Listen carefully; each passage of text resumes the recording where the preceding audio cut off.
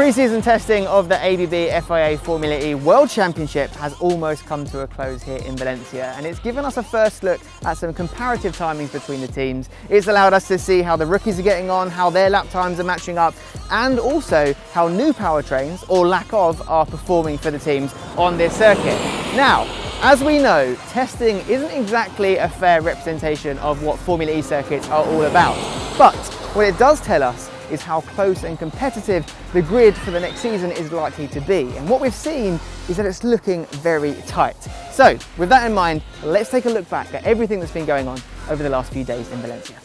Formula E's return to the circuit brought with it a number of changes. Drivers have moved teams, new rookies have joined the grid, there's new liveries, and some new powertrains.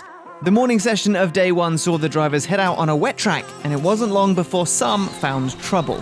Sergio Seti Camara and Sebastian Buemi found themselves stuck in the gravel at turn 2, having to be pulled out and limp their cars back to the pits. And Mitch Evans in his updated Jaguar racing car introduced himself to the tyres at turn 6 with a suspected software and braking issue, also needing recovery. We had a bit of a failure that sent me into the wall. Hopefully nothing too bad, but yeah, it wasn't a nice feeling. Rocket Venturi's Eduardo Mortara topped the morning session with a 1:18.1, followed very closely by reigning champion Antonio Felix da Costa, just 0.03 of a second shy, with Oliver Turvey completing the top 3 times. Only a 1/10 of a second separated 18 cars by the end of the session, meaning things were likely to change in a much drier afternoon.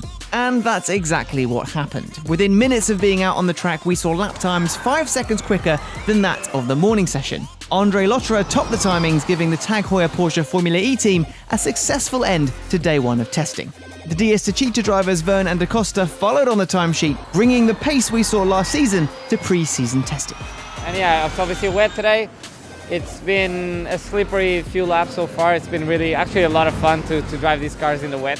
Perhaps the most notable takeaway from day one was that all 3 rookies finished in the top 10, regardless of a last-minute visit to the gravel trap by Norman Nato, and Nick Cassidy just over 1.5 tenths behind da Costa, once again impressing during testing in an Envision Virgin racing car. On day 2, drivers and teams took advantage of 3 hours of improved conditions after the drizzly driving of day 1 to work through their programs and rack up the laps.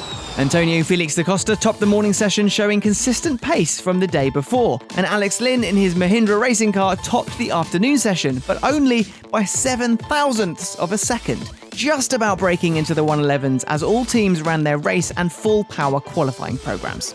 The biggest story of day 2, however, being that all 24 drivers on the grid were within a second of each other, which is incredibly exciting going into the season for a number of reasons, but more on that later. Making up the rest of the top 3 after Lynn were the BMW I Andretti Motorsport pairing of Maximilian Gunther and Jake Dennis, with BMW showing similar pace at the circuit Ricardo Tormo as the previous 2 seasons of testing. So far so good. It's great to be back with the whole competition here on track. We've got a very good program for these 3 days. It's important to learn as much as we can. We really concentrate on our own and try to make us as ready as we can be for the race season.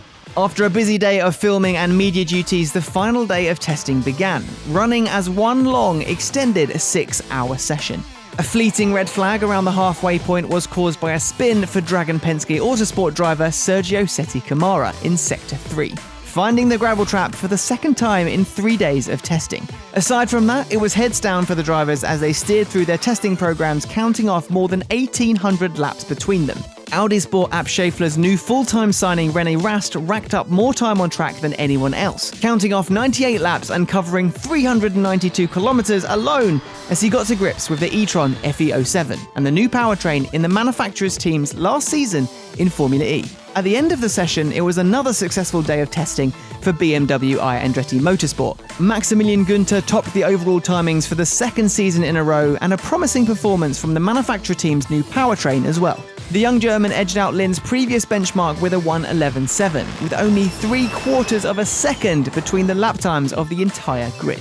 Following Gunther by only 0.05 of a second were the Dragon Penske Autosport pair of Sergio Seti Camara and Nico Müller, despite still running their Season 6 powertrain until April next year.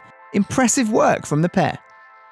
Valencia has been kind to BMW in the past, with their drivers topping the timings in the previous 2 seasons of testing, and interestingly going on to grab pole positions in the opening races in Diriyah on both occasions. So it'll be interesting to see if we see a third year of pace and performance carried over from testing to round 1 for the German manufacturer. The opening race may not be taking place in the same location as the past 2 occasions, but Gunther won in Santiago, the host of this season's opener last season. So could we be looking at an early favourite in a season where a strong start may be crucial? Cheetah reigning champ Antonio Felix da Costa, Mitch Evans, Pascal Wehrlein, Oliver Rowland, Jean-Eric Vergne and Oliver Turvey followed Gunther, all breaking the 1:12 barrier, while less than a quarter of a second separated the top 10 runners, with 8 different teams represented. Now that's the close competition we've come to know and love in this championship reaching new levels. Could this mean we may see another streak of multiple pole positions and race winners? To make things even closer, it wasn't just the top 10 who were tight in the timings come the end of the final session. All 24 runners lapped within just 0.7 of a second of each other, and every driver except Lucas de Grassi was, incredibly, covered by little over half a second. Testing can't always tell us much, but close comparative timings like this suggest we may see a real mixed bag in qualifying this season, with race wins coming down to driver skill, pure racecraft, and all of the elements that make Formula E so unique. Street racing prowess, energy management, attack mode, and the strategies around them. This could be a very interesting season. So there we go, pre-season testing all wrapped up. And if there's one thing that we've learned, is that season 7 might just be the most competitive season yet. Stay tuned to the Formula E social channels and website for more content, and we'll see you in January for rounds 1 and 2 in Santiago.